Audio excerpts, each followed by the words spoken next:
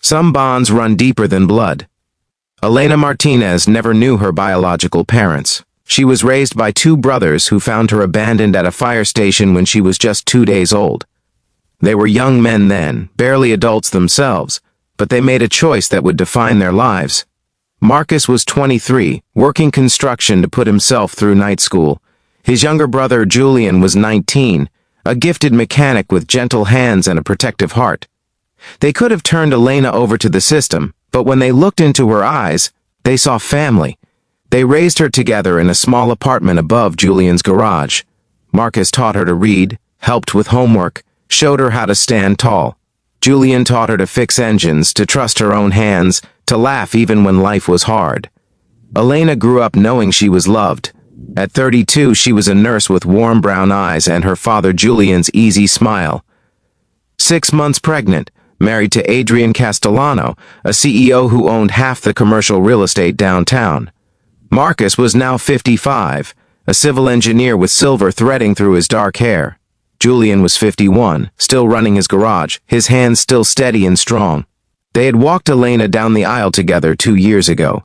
Adrian had seemed perfect then, successful and charming, the kind of man who opened doors and remembered anniversaries. But perfection is often just a mask. The call came at midnight. Julian's phone lit up the darkness. The hospital. His hands shook as he woke Marcus. They drove through empty streets, their worst fears growing with every mile. The emergency room was chaos and fluorescent light. Elena lay unconscious, her face swollen beyond recognition. Breathing tube, 4 lines, monitors tracking the fragile thread of life. The baby's heartbeat was strong, the doctor said, but Elena had a fractured skull, broken ribs, internal bleeding. Adrian had done this, in their own home. Then called 911 himself, already crafting his story about an accidental fall. Marcus stood frozen, his engineer's mind unable to process this violence against the girl he had raised. Julian's hands curled into fists, mechanic's hands that knew exactly how much pressure it took to break things. Adrian was in custody, but his lawyers were already working. Self-defense, they would claim, an accident.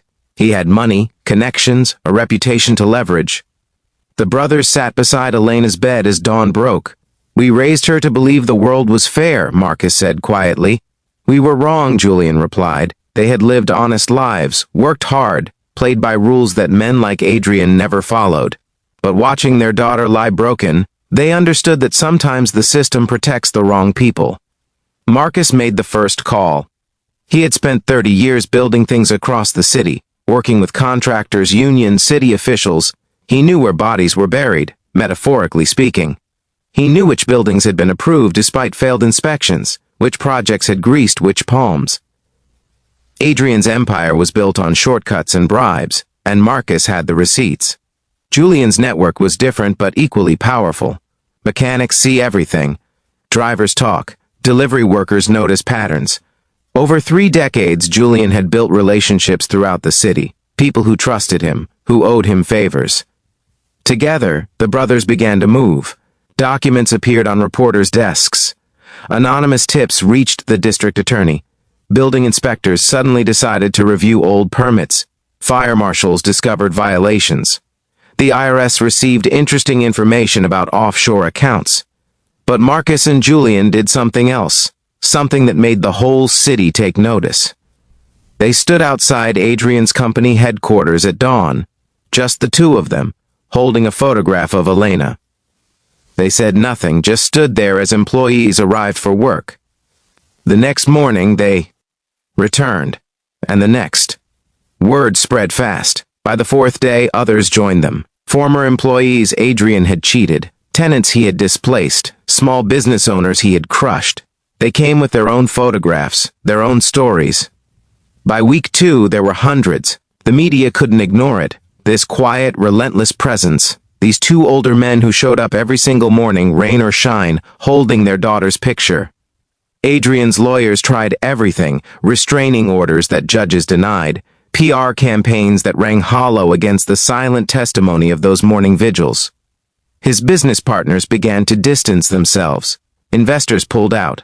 The city council launched investigations into every property he owned. Adrian's world collapsed not with a bang, but with the steady, inexorable pressure of truth. Marcus had built his career understanding structural integrity, knowing exactly where to apply force to bring down what should never have been standing. Julian understood engines, how one small broken part could seize an entire system. Together, they dismantled an empire. Elena woke up after 5 weeks. Her brothers were there, one on each side of her bed, holding her hands just as they had when she was small and afraid of thunderstorms. "My baby," she whispered. "Strong heartbeat," Julian said, tears streaming down his weathered face. "Just like her mama," Marcus added. They told her everything only when she was stronger. How Adrian was awaiting trial, his bail revoked after new evidence emerged. How his company had collapsed. How the city had finally seen him for what he was. "You did this?" Elena asked. "We did what brothers do," Marcus said simply. Elena gave birth to a healthy daughter that spring. She named her Grace. Marcus and Julian converted the apartment above the garage into a home for Elena and Grace.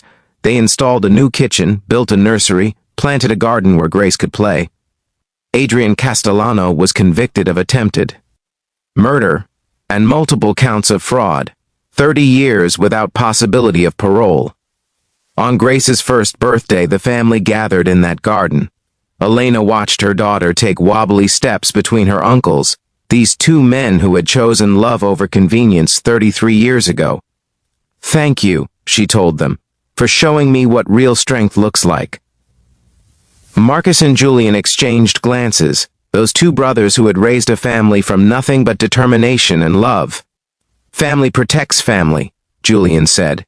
And in the golden afternoon light, surrounded by flowers they had planted together, that truth felt solid enough to build a life on. If this story moved you, please like, share, and subscribe. Leave a comment about the people in your life who showed you what real family means. Sometimes the strongest bonds are the ones we choose.